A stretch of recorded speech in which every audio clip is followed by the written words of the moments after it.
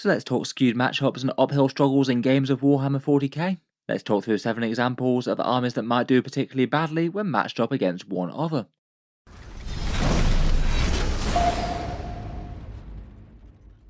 Hello and welcome back to Auspex Tactics, where today I thought it would be fun to investigate a few armies for Warhammer 40k counters, and look at a few numbers for armies that do particularly badly in one matchup compared with others.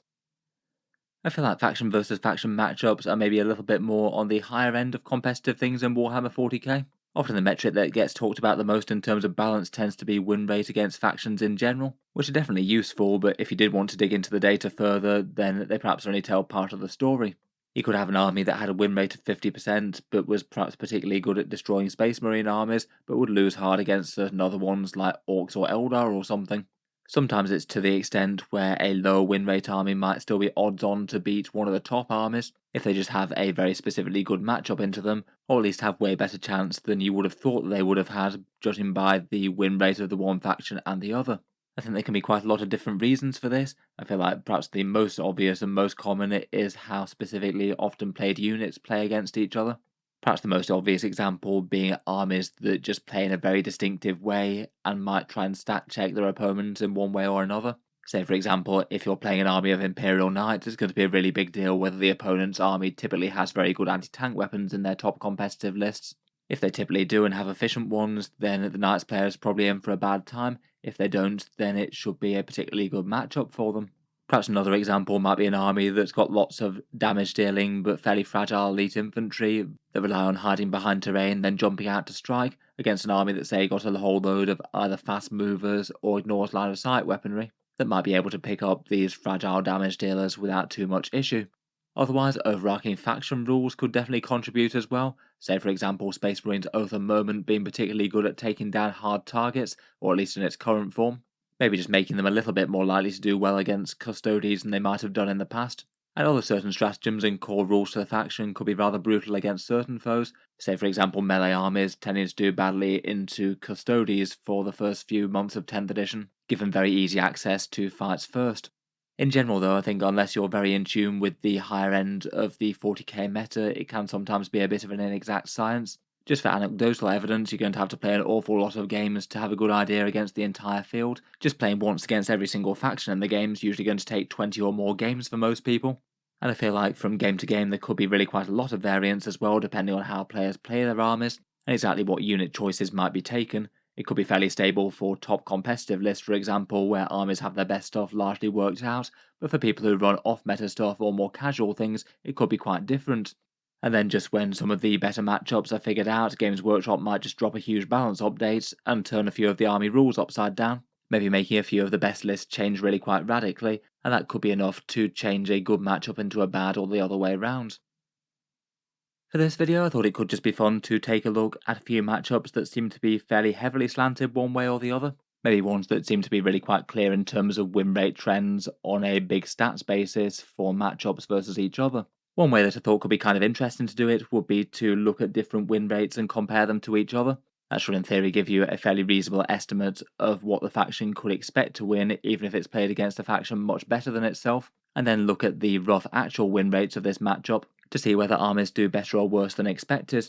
There are a few sources of online stats that track Warhammer 40k matchup win rates, and for this video I looked both at StatCheck 40k and Goonhammer's 40k Stat Center, both pretty interesting resources that have some faction versus faction matchup data, and I'll link that down in the video description below.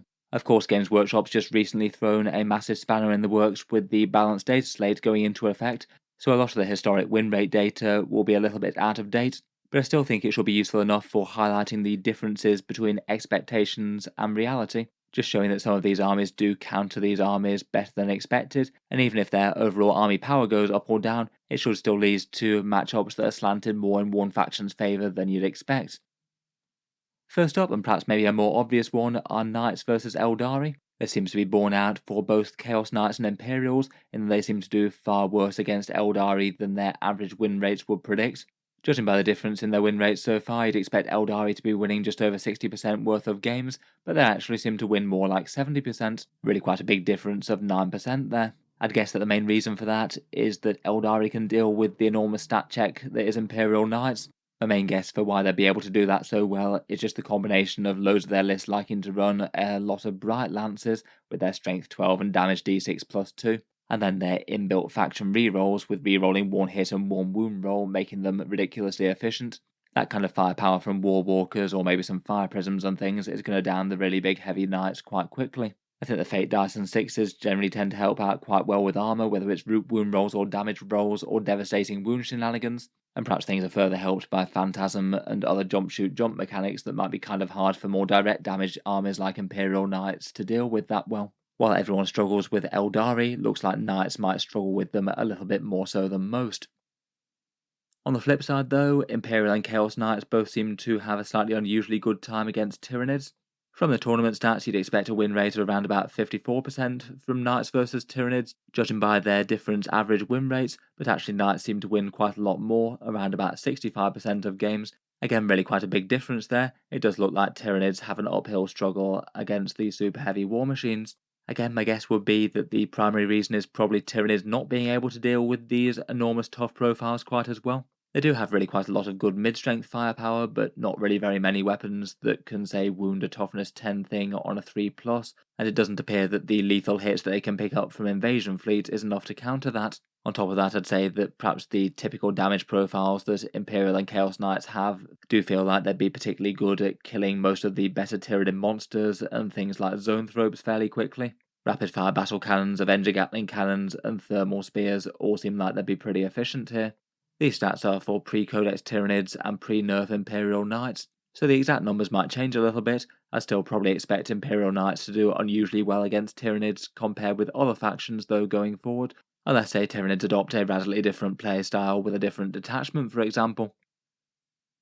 Next up, at least prior to the data slate, one of the few armies that could really counter Aeldari quite well were Genestealer Cults, perhaps one of the reasons that they were also one of the strongest armies around prior to the update. Their expected win percent would have been around about 45%, but at least in terms of competitive Grand Tournament games, it looked like they were more like around about 53, unlike the Imperial Knights, an army that seems to do unusually well against Eldar.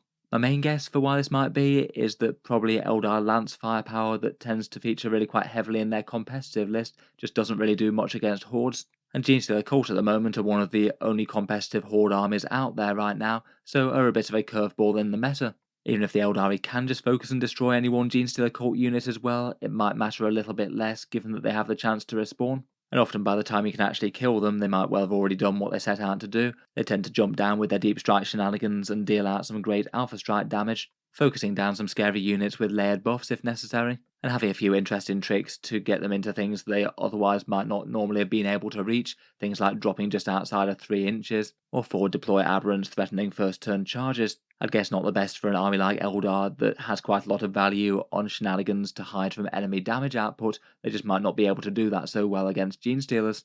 I guess given all the points changes though, it will remain to be seen whether or not Genestealer Cults will actually have a positive win rate against Aeldari, but my guess is that they'll still probably do better against them, at least compared with how they should based on their overall army powers. On the flip side, managing to keep the Cults of the Four-Armed Emperor at bay, the Orks do seem to do really quite well into Genestealer Cult. At least prior to the balance update, Genestealer Cult would have had an expected win rate of around about 60%, but actually only seemed to win around about half their games, Orks managing to punch up against them really quite well. My guess would perhaps be it's primarily due to Orc melee units rushing Genestealer Cults in transports as their normal playstyle in competitive 10th edition. Things like basic boys do deal with the hybrids fairly well in close combat, and for at least a fair few Orc armies, I feel like there's perhaps maybe limited value in focusing down any one element of it with enormous alpha strikes like Genestealer Cult often like to do. Perhaps particularly if you're doing something like truck spam, where if you just managed to crack a truck transport, then you haven't really achieved all that much, and you've still got some angry Orcs ready to do you in combat. I suppose fast-moving melee pressure lists might also not help with Genestealer Cult redeploying blips and things and having to drop them back in their own deployment zone a bit more, keeping them safe from being removed in a great big advance and charge war or storm boys hurtling across the battlefield. On the other hand, for the greenskins, they tend to have at least a fairly rough time against Adeptus Custodes. Again, these numbers prior to the data slate, and Adeptus Custodes have lost a fair bit of power since then, but while they still have at least reasonably easy access to fight first, it seems likely they're still going to do perhaps unusually well against melee armies versus ranged armies, due to the problems that come with trying to charge in medium strength melee troops into really quite big and chunky survivable blocks of custodians like wardens, who might well just fight first and cut you down before you do any meaningful damage in the first place. It seems their expected win rate would be around about 57% against custodians, but the actual custodians win rate is more like 68. Seems to be a very one-sided matchup, that one. A bit of a flip compared with how the Orks tend to do against Genestealers, perhaps. A fair amount of Orky attacks also tend to be at least quite low AP as well, which isn't ideal for playing against Custodians, I suppose. Very chunky toughness 6 stat lines and 2+ saves are really going to be a bad thing for choppers to try and kill. Next up, one that looked kind of interesting, though I'm a little bit unsure as to the main reasons, is that Necrons seem to do fairly poorly against Tau. Again, going by older style win rates, Tau were doing particularly badly in 40k in general. They would have been expected to have a win rate of around about 40% against Necrons, though the actual win rate seemed to be a lot closer to 50-50 at 47%. So it seems that for whatever reason, Tau do seem to be particularly good at destroying the Scions of the Tomb Worlds. If I had to guess, I might be tempted to say it could be Mass Cyclic Ion Blaster Crisis Suit bombs being particularly good at killing any one Necron unit that's got a massive durability castle built around it. A maximally buffed Crisis unit with those weapons attacking a Lich Guard block is one of the few things that has a good chance of dealing some very, very meaningful damage into it, particularly with things like a Cold Star Commander with early Cao Yong going off, and layered things like Stratagems or Tetras or other boosts. I guess otherwise a fair bit of Tau firepower just tends to be fairly mid-strength, and that's not the worst for the majority of Necron targets, outside of things like that Transcendent Catan or Monoliths maybe.